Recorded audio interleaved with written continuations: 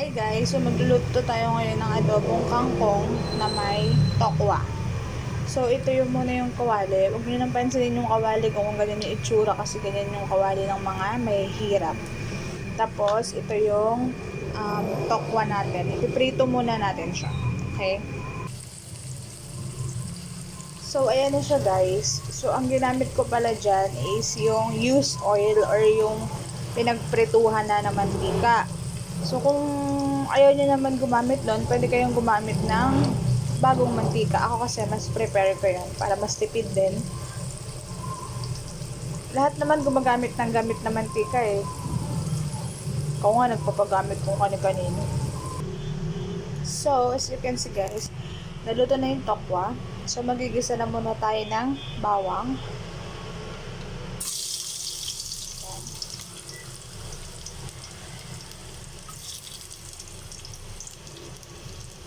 Ganyan karaming bawang. Tapos, kapag medyo golden brown na or papunta na sa sunog, kagaya niya, atin mo muna. Nalagay na natin ang buyas. Huwag din ang pansinin yung kawali ko ah. Ganyan talaga yung kawali namin dito sa bahay. Hindi naman kami namamatay. So, kung masailan kayo, edi, ayun na. So, yan. Isa mo lang. As you can see, parang wala nang mantika, no? Konti lang kasi yung mantika. Pinatira lang ng pinagkretuhan, doon din ako nag-isa. So, okay lang yan guys, kung mag-isa ako dun sa mga tira-tirang mantika. Kesa naman magtyaga ka sa taong tira-tira ng iba. Charis. Sunod mo na dyan is yung sili. So, optional yan. Pwede mo lagyan ng sili, pwede hindi. Depende sa trip mo. Kanya-kanyang trip yan. Pwede ka rin kumabit, pwede ka rin hindi kumabit. Okay?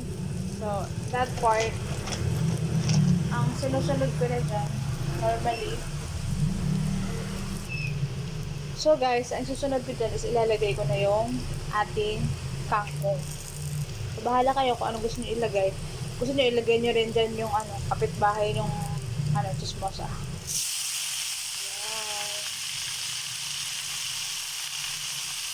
Yan.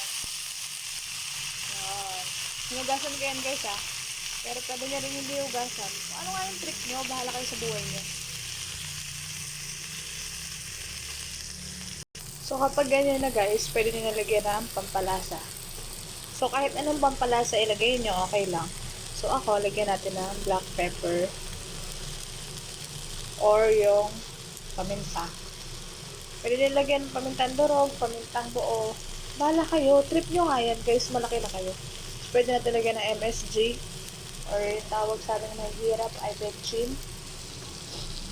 And then, pwede natin siyang lagyan ng konting asin. Konti lang guys, kasi maglalagay ka pa ng toyo. Ang alat niya lang guys, parang yung pag-ibig mo. Pag-ibig niya sa'yo. Alat. So yan. Halo-haloin mo lang. Tapos pag nahalo mo na, pwede mo na ibalik ang nakaraan. Charot. Pwede mo na ibalik ang okwa. Yung niluto mo kanina. So, ibalik natin. So, yan. Pwede mo rin balikan yung ex mo na ginago ka. Ganun ka naman katanga, diba? And then, we're done. Ito na yun, guys. Adobong kangkong ng galit na kusinera at maraming sinasabi. Yan. So, kain tayo.